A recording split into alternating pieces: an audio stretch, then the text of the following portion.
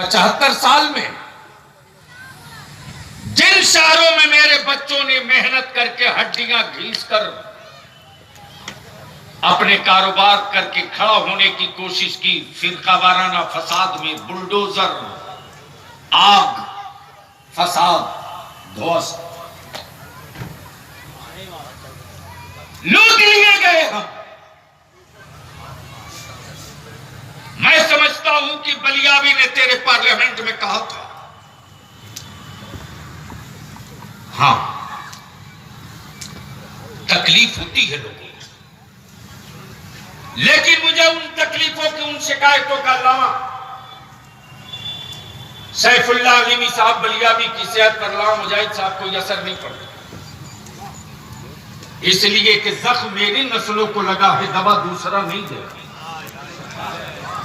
घायल मेरे बच्चे हुए।